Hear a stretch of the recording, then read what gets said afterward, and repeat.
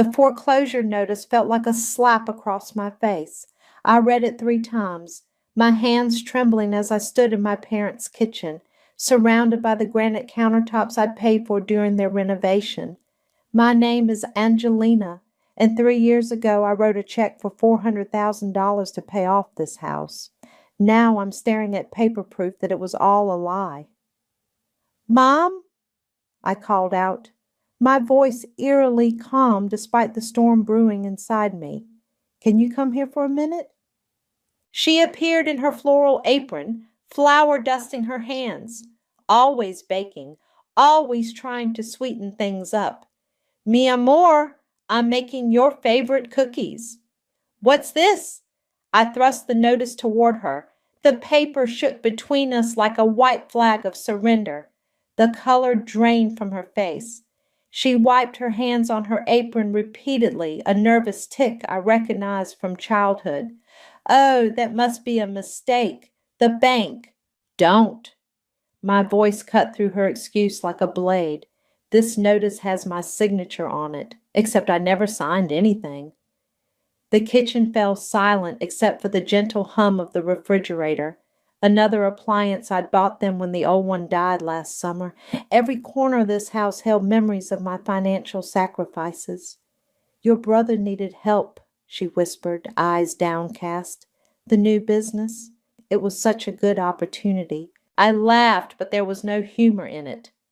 "So, you forged my signature for a reverse mortgage to fund another one of Lionel's schemes?"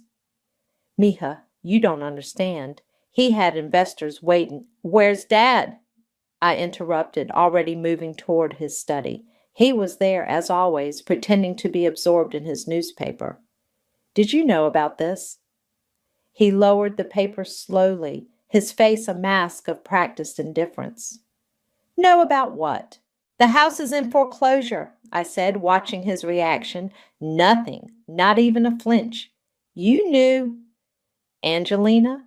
He sighed my name like I was still 12 and asking for an expensive toy. "Family helps family. Your brother—" "Stop." I held up my hand. "Just stop. I worked 60-hour weeks for 5 years to pay off this house. I skipped vacations. I lived in a studio apartment.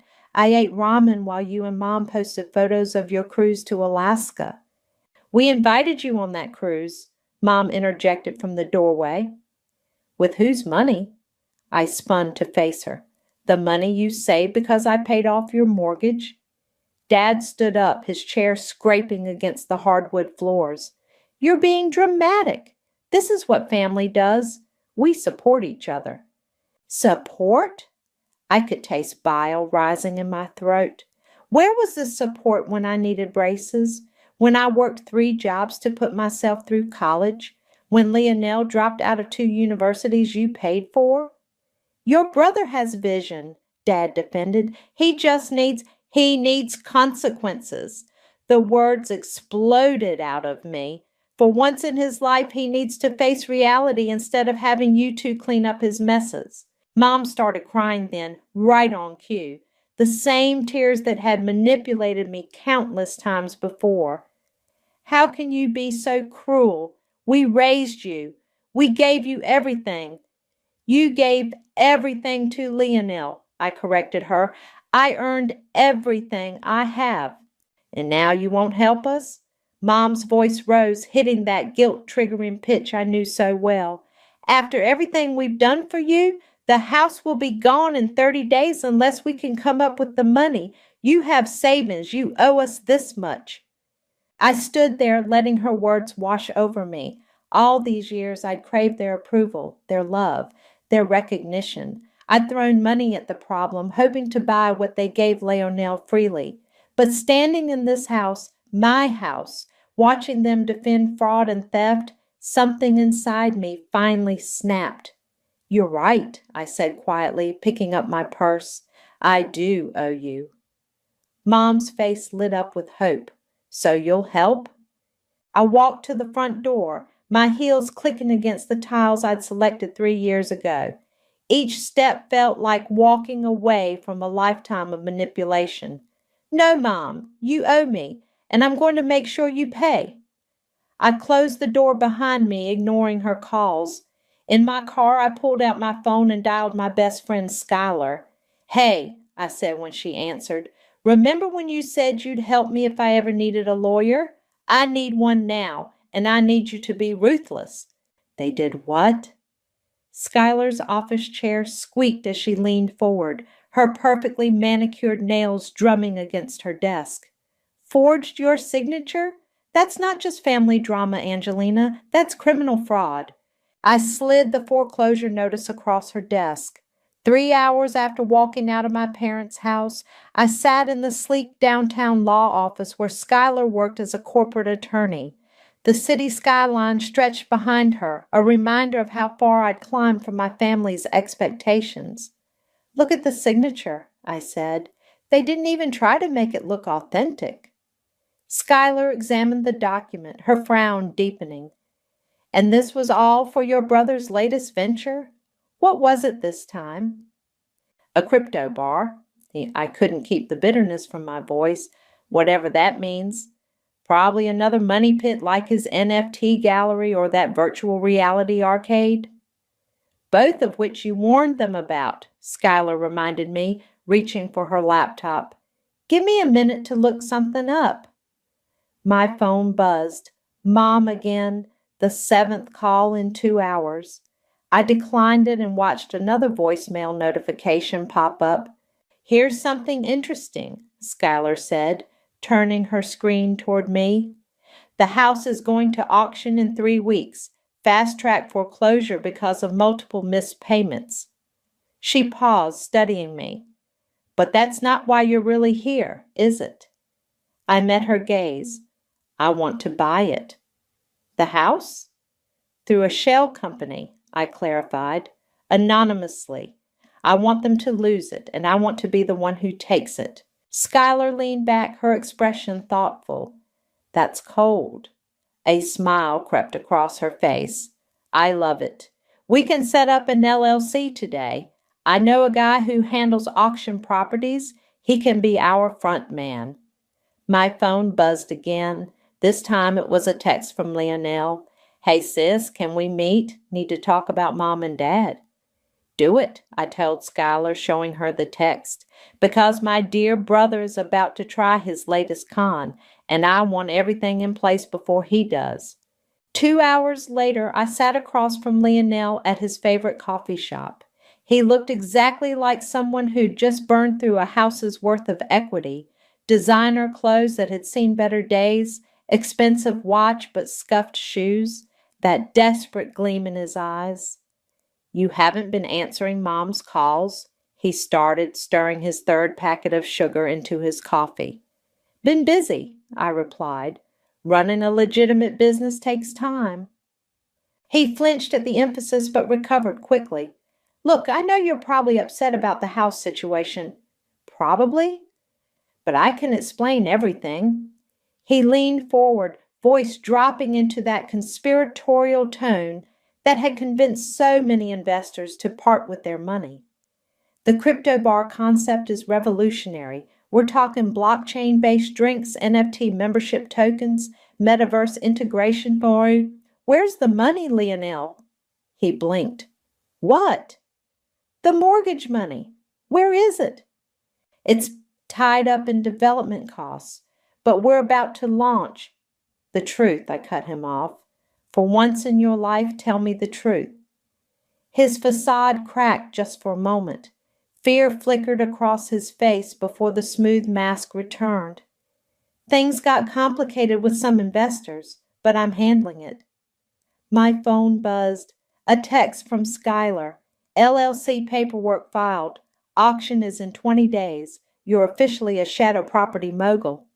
"You know what's funny?" I said to Lionel, sliding my phone away. "I always wanted to be wrong about you. Every time you came up with a new scheme, I hoped this would be the one that proved me wrong." "Angie, don't call me that." I stood up, dropping a $5 bill on the table. "You didn't just steal from Mom and Dad. You stole from me. Remember that when everything falls apart." I was halfway to the door when he called out, "They asked me to. They said you owed the family this much. I kept walking, but my hands were shaking as I got into my car. My phone showed 3 more missed calls from Mom and a text from Dad. Your mother is crying. Fix this. I started the engine and typed a quick response to Skylar. Make sure the eviction notice goes out the day after the auction. No grace period. Her reply came instantly. Ice cold, but they earned it. By the way, got a call from someone named Freya. Says she has info about where the money really went. Meeting her tomorrow. I smiled, thinking of the house I'd paid for, the house they'd stolen, the house I was about to take back. Send me the details. I want to know everything. The auction room smelled like stale coffee in desperation. I watched through the video feed on my laptop as Skylar's associate, Jacoby, raised his paddle from my childhood home. My hands were steady as I sipped my tea in my office across town, maintaining my alibi while my revenge unfolded. Going once at $420,000, the auctioneer droned. Going twice. No other paddles went up. Of course not. I'd made sure the reserve price was high enough to deter regular buyers, but low enough to seem reasonable. The gavel fell with a crack that echoed through my speakers. Sold to Knight Properties, LLC. My phone lit up immediately with Skylar's message. Done. You're officially your parents' landlord. I was about to respond when another call came through. Leonel. I answered, putting it on speaker while I typed instructions to Skylar. Hey, sis. His voice was unusually tight. You haven't been returning Mom's calls. I've been busy, I replied, hitting send on the eviction notice template Skylar had prepared. Unlike some people, I actually work for a living. Look, about that. He cleared his throat. I might have a solution for this whole mess. An investor wants to buy into the crypto bar concept. High net worth individual. Very interested. I muted my microphone and laughed. Let me guess. You just need a small bridge loan to close the deal? 20,000, he said quickly. That's all. It's guaranteed money, Angie. I swear on Mom's life. Don't. My voice turned to ice. Don't you dare swear on her life when you're lying. I'm not. Save it, I cut him off. I'm meeting Freya for coffee in an hour. The silence on his end was deafening. Finally, he whispered, What did she tell you? Nothing yet, but she will. I hung up and grabbed my keys. The coffee shop where I was meeting Freya was downtown, near the business district. She was already there when I arrived, her designer handbag a sharp contrast to her nervous demeanor. Thanks for meeting me, she said as I sat down. I've been trying to work up the courage to contact you for weeks. Why now? She pulled out her phone, tapping through screens. Because your brother's gotten himself into something dangerous. The crypto bar, it's not real. None of it is real. I figured that much. No, she shook her head. You don't understand. He took money from some very serious people, used your parents' house as collateral for private loans, multiple loans from multiple people who don't exactly report to the BBB. She turned her phone toward me. Screenshots of text messages, bank transfers, and what looked like threats filled the screen. How do you know all this? I asked. Because I was supposed to be his partner, she admitted. But when I saw what he was really doing, I backed out. The problem is, she glanced around nervously. Some of these people think I'm still involved. My phone buzzed. A text from Skylar. Eviction notice delivered. Your parents just called the bank in panic mode. Why are you telling me this? I asked Freya. Because someone needs to stop him before he gets your parents killed.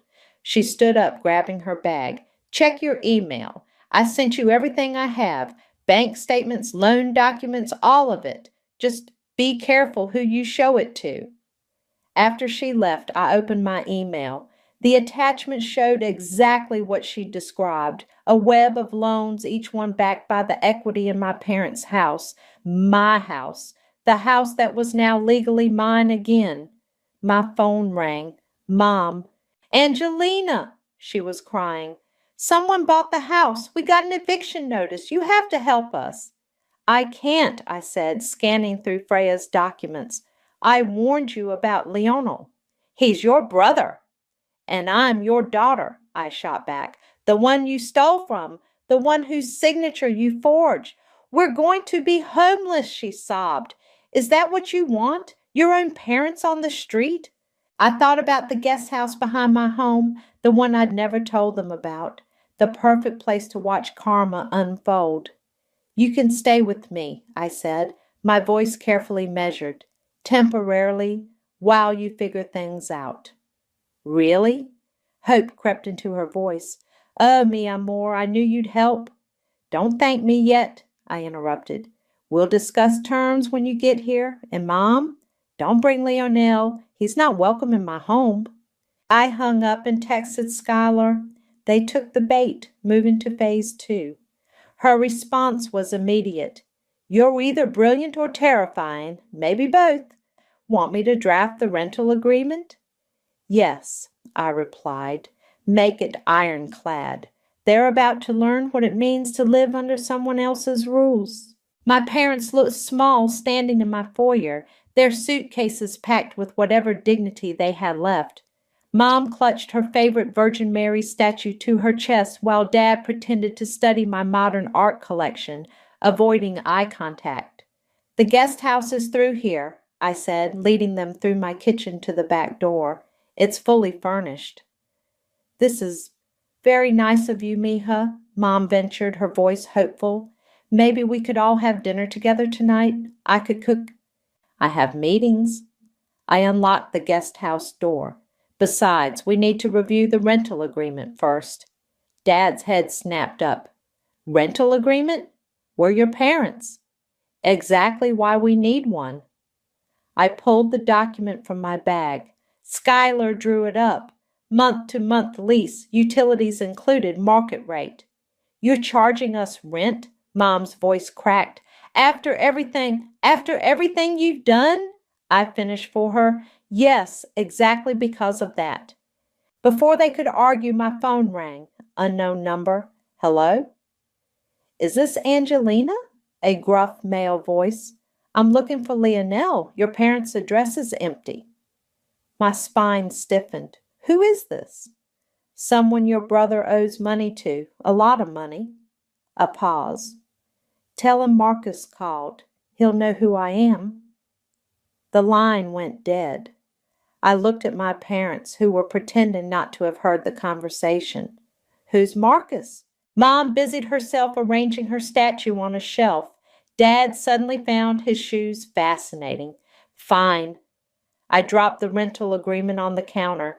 Sign it by tonight or find somewhere else to stay. And when Marcus shows up here looking for Lionel, I'm calling the police. I was halfway to my house when Mom called out. He just needed a chance. Why couldn't you give him that chance? I turned slowly. A chance? Like the chances you gave him when you paid for 3 colleges he dropped out of? Or the chance with my house? How many chances should he get, Mom? You don't understand. No, you don't understand. My voice echoed across the backyard. Every time you clean up his messes, you make them bigger, and now you've dragged dangerous people into it. Dad stepped forward. We'll handle Marcus. You don't need to worry about. Handle him how? I pulled out my phone, showing them Freya's documents. With what money? Because according to these, Lionel took out loans from at least 3 different private lenders, all using my forged signature and your house as collateral. They stared at the screen, faces paling. That's not possible, Mom whispered. I have the proof. Bank transfers, loan documents, everything. I tucked my phone away. Sign the lease. Stay here where it's safe. But understand this. I'm done fixing his problems. Later that evening, my doorbell rang. Through the security camera, I saw Lionel looking more disheveled than ever. Go away, I said through the intercom. Please, Angie, Marcus is looking for me. I just need money, I laughed. No, not money. A place to hide, just for a few days. Like Mom and Dad are hiding in my guest house? I watched him flinch. How many people are looking for you, Lionel? He ran his hands through his hair. I can explain everything. Save it for Marcus. I turned off the intercom and watched him pound on my door for another minute before giving up. My phone buzzed with a text from Freya. Marcus showed up at my apartment. I told him everything. Police are involved now? Good. Let the dominoes fall. Another text came through, this time from Skylar. Your parents signed the lease. Want me to start the next phase? I walked to my kitchen window, looking out at the guest house. Mom was at the window, probably hoping I'd change my mind about dinner. Dad sat in the garden chair, staring into space. They looked old, defeated. Part of me ached to comfort them, to be the good daughter they never appreciated. But then I remembered the foreclosure notice, the forged signature, years of watching them enable Lionel while I worked myself to exhaustion, trying to earn their love. Yes, I texted back to Skylar. Start the next phase. It's time they learned exactly who they're dealing with. I drew the curtains blocking out their view. Let them sit with their choices tonight. Tomorrow they'd learn that their new landlord, the one who bought their house at auction, was scheduling an inspection, and I would watch as they realized just how completely I controlled their fate. My phone lit up one last time, another unknown number. Tell Lionel he has 24 hours. Clock's ticking. I forwarded the message to my brother with one addition. Time's up. The police car's lights painted my driveway in alternating red and blue. 2 officers stood in my living room while Mom sobbed on my couch. Dad paced by the window, and I maintained my carefully crafted mask of concern. And you haven't heard from your brother in how long? Officer Rivera asked, flipping through her notepad. 3 days, I replied. Not since he showed up here asking to hide from someone named Marcus. Marcus Torres, her partner added. Known loan shark. We've been building a case against him for months. He turned to my parents. Your son borrowed quite a bit of money from some dangerous people. Mom's sobs grew louder. But he's a good boy. He needed consequences, I cut in, and now he has them. The officers exchanged glances before Rivera handed me her card. Call us if he contacts you and Mr. and Mrs. Fernandez. For your own safety, don't try to handle this yourselves. After they left, Dad rounded on me. Happy now? Your own brother could be dead, and you're talking about consequences. My own brother? I stood up, anger finally cracking through my composure. Where was this family loyalty when he stole my house, when he forged my signature, when he... A sharp knock at the door interrupted me. Through the peephole, I saw Skylar in her most professional outfit. Perfect timing, I muttered, opening the door. Good evening, she announced, all business. I'm here representing Knight Properties, LLC for the scheduled inspection. Mom stopped crying immediately. Inspection? Now? Yes, now. Skylar consulted her tablet. As per Section 8 of your lease agreement, the property owner has the right to inspect the premises with 24-hour notice, which was provided yesterday. But it's 9 at night, Dad protested. The notice didn't specify a time, I said smoothly, and as your daughter's guest house is on private property, normal business hours don't apply. Skylar led us all to the guest house, where she photographed every room, made notes about non-existent violations, and generally made my parents increasingly uncomfortable. The property owner has concerns about unauthorized occupants, she said, photographing Dad's reading glasses on the coffee table, particularly given the recent police presence. Unauthorized. Mom's eyes widened. You mean Lionel? But he's never even been here. Nevertheless, Schuyler continued, any unauthorized occupants would constitute a breach of lease and result in immediate eviction. Dad's face reddened. This is ridiculous. Angelina, tell her. Tell her what? I interrupted. That you deserve special treatment? Like the special treatment you gave my signature on that mortgage? Before he could respond, both our phones buzzed with breaking news alerts. I opened mine first, reading aloud. Local entrepreneur arrested in cryptocurrency investment scheme. Multiple charges of fraud. The attached mugshot showed Lionel, looking considerably worse than when I'd last seen him. Mom collapsed into a chair, wailing. Dad grabbed his phone, hands shaking as he read the article. Investors lost millions, he whispered. He was running a Ponzi scheme? Among other things, Schuyler commented, still taking photos. The property owner will be very interested in this development. My phone rang. Freya. Turn on Channel 7, she said without preamble. They're interviewing Marcus. I grabbed the remote, switching on the guest house TV. There he was, the man who'd been threatening my brother, now wearing a suit and speaking calmly to reporters. Mr. Torres, you're saying you were also a victim of this fraud? Absolutely, he replied smoothly. Like many others, I was deceived by Mr. Fernandez's elaborate schemes. I'm cooperating fully with authorities to ensure justice is served. Mom lunged for the remote, but I held it away. You need to watch this, I said coldly. All of it. The reporter continued. Sources say the scheme involved forged documents, including signatures from family members. Any comment? Marcus smiled grimly. I think those family members deserve justice too. I turned off the TV. The silence in the guest house was deafening. The property owner will require an additional security deposit, Schuyler announced into the quiet, given the circumstances. We don't have any more money, Dad admitted, his pride finally cracking. Then perhaps alternative arrangements should be considered. Schuyler gathered her things. You have 48 hours to either provide the additional deposit or vacate the premises. After she left, Mom turned to me, tears streaming down her face. Please, Angelina, help us talk to the owner. You're good with business, with people. Maybe you could. No. I headed for the door. I'm done fixing your problems. You have 48 hours to figure out your next move. Choose wisely. I left them there, surrounded by the wreckage of their choices, and walked back to my house. Tomorrow they'd learn exactly who owned their fate.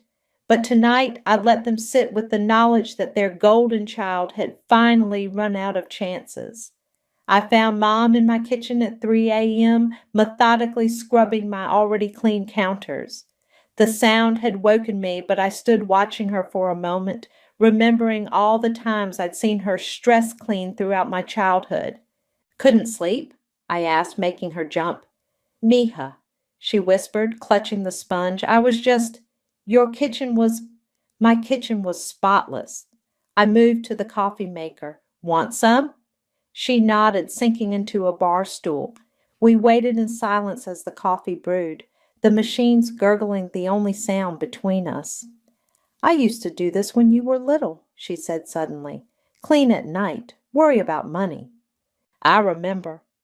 I poured 2 cups. I also remember getting my first job at 15 to help with bills while Lionel got a new gaming system for Christmas. She flinched. We wanted him to focus on school, while I focused on surviving. I pushed her coffee across the counter. Do you know what Aunt Eva told me when I was 17? Mom stiffened at my aunt's name. They'd had a falling out years ago over, surprise, Lionel. She said, Angelina, some parents treat their daughters like emergency funds and their sons like investment accounts. I took a sip of coffee. I didn't understand what she meant back then. But I do now. That's not fair, Mom protested weakly. We loved you both. Differently, I finished. You loved us differently. You loved him more. No, she stood up, coffee forgotten. Everything we did was for both of you. When we came to this country, we had nothing. We wanted you both to have everything. But only one of us had to earn it. She collapsed back onto the stool, aging decades and seconds. We were proud of you, so proud. You were strong, independent. Lionel, he needed us more. He needed consequences, I corrected, and now he's in jail because you never gave him any. My phone buzzed. A text from Skylar. Paperwork ready for tomorrow's reveal. Sure you want to do this? What are you looking at? Mom asked, trying to peek at my screen. I pulled up the news instead, showing her Lionel's mugshot. Your investment account is trending, not in a good way. She started crying again, but this time I didn't feel the usual urge to comfort her.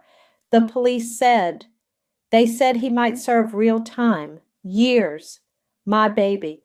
Your baby stole millions, I said flatly. He forged documents. He threatened people. He made mistakes, she shouted. Like we all do. Even you, mi amor. Even you make mistakes. I stood up slowly. My mistakes? You mean like working myself half to death to give you and Dad a house? Like trying to protect you from Lionel's schemes? Like whatever game you're playing now? Her eyes narrowed. You think I don't see it? The mysterious property owner, the lawyer friend, the timing. You're punishing us. For the first time, I saw real anger in her eyes, not manipulation, not guilt-tripping, but genuine rage. You're right, I said quietly. I am. She recoiled as if I'd slapped her. What? Tomorrow morning you and Dad will meet the owner of your house, the one you lost, the one I paid for, the one you stole. Understanding dawned on her face. No, yes. I rinsed my coffee cup, setting it in the drain rack. You wanted me to fix this? I did. I fixed it permanently. You bought the house? Her voice was barely a whisper. Through that company? Knight Properties, LLC, I confirmed, named after the chess piece, the one that can move in ways you don't expect. She stood up so quickly her stool clattered to the floor. How could you? We're your parents. Exactly. I headed for the stairs. You're my parents, and you taught me everything I know about family loyalty. What does that mean? I paused on the first step. It means get some sleep, Mom. Tomorrow's meeting is at 9 sharp, and your new landlord doesn't tolerate tardiness. Angelina, please. Oh, and Mom? I turned back one last time. Clean your own kitchen. This one's mine. I left her there, surrounded by the gleaming counters she'd stress cleaned, and went back to bed. Through my window, I could see the guest house lights flip on one by one as she returned, probably to wake Dad and tell him what she'd learned. Let them stay awake all night, I thought. Let them feel what I felt for years, the weight of betrayal, the cold certainty of consequences approaching. Tomorrow would change everything, but tonight belonged to karma. The foreclosed house looked smaller now, its windows dark and accusing as I pulled into the driveway. My parents' car was already there. They'd probably been waiting since dawn, desperate to meet their mysterious new landlord. Skylar met me at the door, briefcase in hand. Ready? Born ready. I smoothed my blazer and checked my lipstick in my compact mirror. How do I look? Like someone about to destroy their parents' last illusions. She smiled grimly. Perfect. We found them in the living room, perched nervously on the edge of the couch I'd bought them 3 Christmases ago. Mom's eyes were red-rimmed. Clearly she hadn't slept after our kitchen confrontation. Dad sat ramrod straight, his pride still intact despite everything. Good morning, Skylar announced formally, As discussed, this meeting is to introduce you to the owner of Knight Properties, LLC, and discuss your ongoing tenancy situation. Where is this owner? Dad demanded. We deserve to meet them face to face. Oh, you will, I said, moving to stand by the fireplace. In fact, you already have. Mom's breath caught. Even though she'd figured it out last night, seeing me take this position of power made her physically recoil. What's going on? Dad looked between us, confusion turning to dawning horror. Angelina? Knight Properties, LLC, I said clearly, is my company. I bought this house at auction. I own it now. Again? The silence was absolute. Even the birds outside seemed to stop singing. That's not possible, Dad whispered. Actually, it's quite straightforward, Schuyler interjected, pulling out documents. Your daughter formed the company specifically to purchase this property after your default on the fraudulent reverse mortgage. Fraudulent because you forged my signature, I added, which brings us to the next order of business. Mom started to speak, but I held up my hand. No, you've done enough talking. For years you talked over me, around me, through me. Now you're going to listen. I pulled out my phone and played a recording. Leonel's voice filled the room. They asked me to. They said you owed the family this much. Dad's face went ashen. Mom burst into fresh tears. I have everything, I continued, my voice steady. The forged documents, the bank transfers, texts between you and Leonel, planning how to get more money from me. Everything. We're your parents, Dad tried, but his voice cracked. Yes, you are, which is why I haven't gone to the police about the forgery. I met his eyes. Yet. Schuyler opened her briefcase again. We have two options here. Option 1. You sign these papers, agreeing to never contact Angelina again. You move out of her guest house, find your own place, and live with the consequences of your choices. And option 2? Dad asked. I press charges, I said simply. For fraud, forgery, conspiracy, all of it. You can join Leonel in jail. You wouldn't, Mom gasped. Your own parents. Try me. I placed both documents on the coffee table. Choose. Dad reached for the papers with trembling hands. We don't have anywhere to go. That sounds like a you problem, I replied, using the same words he'd said to me when I needed help with college tuition. You have 1 hour to decide. I turned to leave, but Mom's voice stopped me. You really are just like us. I looked back. What? Cold, calculating, willing to hurt family for money. She laughed bitterly. We created this. We made you this way. For a moment I felt 15 again, desperate for their approval, their love, their acceptance. Then I remembered why we were here. No, Mom, you didn't make me this way. You made me strong, independent, capable of protecting myself, even from you. I straightened my shoulders. I learned to be cold because you were never warm unless I was useful. Mija. 1 hour, I cut her off. Sign the papers or I call the police. And Mom, don't ever call me Mija again.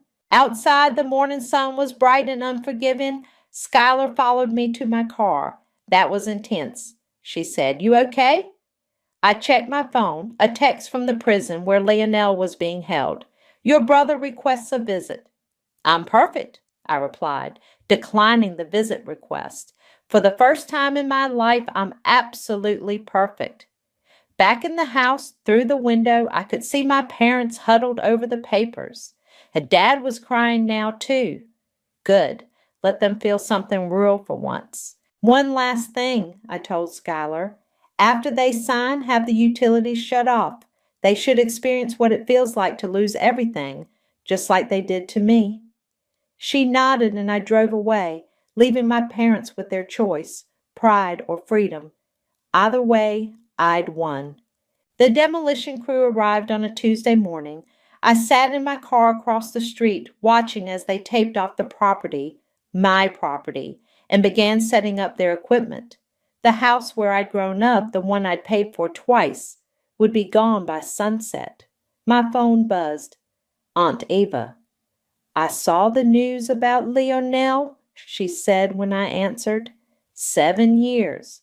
That's a long time to think about his choices. Not long enough, I replied, watching a worker measure the front wall.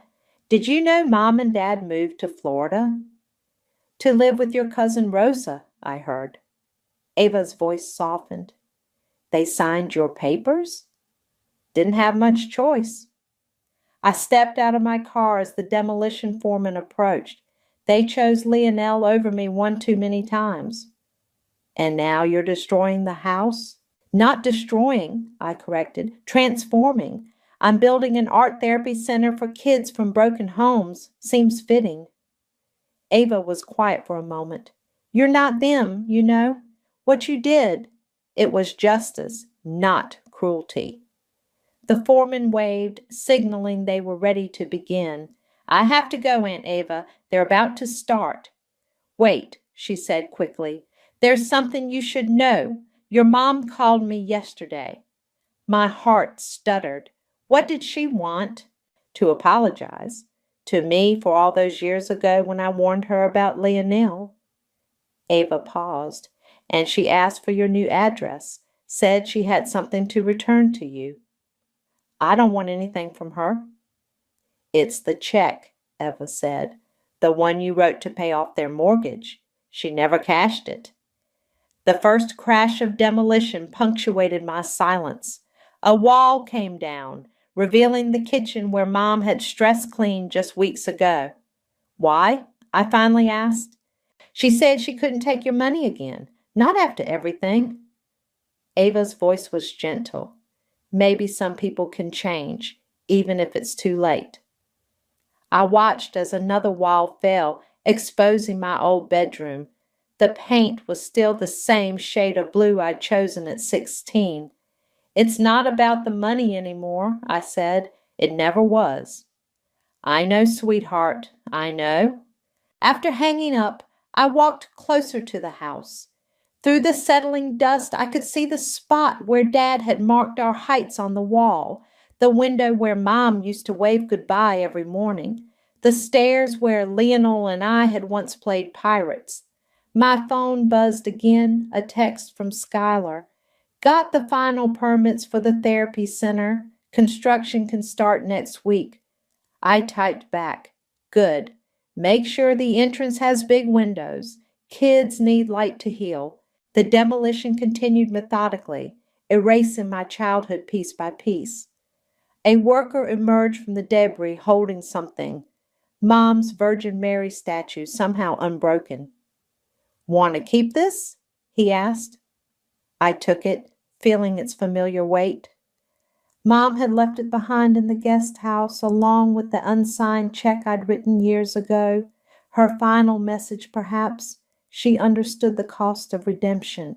The statue's eyes seemed to watch me, judging or forgiving. I couldn't tell which. On impulse, I took a photo and sent it to Aunt Ava with a message. Tell Mom I'm keeping it. Some things shouldn't be demolished. Ava replied instantly, Want me to give her your address? I watched the last wall fall, taking with it all the memories, good and bad, that had shaped me. No, I wrote back, but tell her about the therapy center. Tell her some good will come from all this. My phone lit up with a call from the prison. Lionel again. This time I answered. What? I heard about the house, he said quietly, about what you're building. Yeah, well, someone should help kids who had childhoods like mine. He was silent for a long moment. I'm sorry, Angie. I know it doesn't fix anything, but I'm sorry. I looked at the Virgin Mary statue in my hands, then at the cleared lot where my house had stood. Tomorrow, trucks would come to haul away the debris, making room for something new, something better. You're right, I said. It doesn't fix anything, but it's a start. I hung up and placed the statue in my car. The demolition crew was packing up, their work complete. Where my childhood home had stood, there was now only empty space, room for new foundations, new walls, new beginnings. I hadn't burned the house down. I cleared the way for something stronger to grow in its place. Maybe that was the best revenge of all. Not destruction, but reconstruction. Not pain, but purpose. The sun was setting as I drove away, casting long shadows across the empty lot. In my rearview mirror, the Virgin Mary watched over it all, her expression neither judging nor forgiving, but simply witnessing the end of one story and the beginning of another.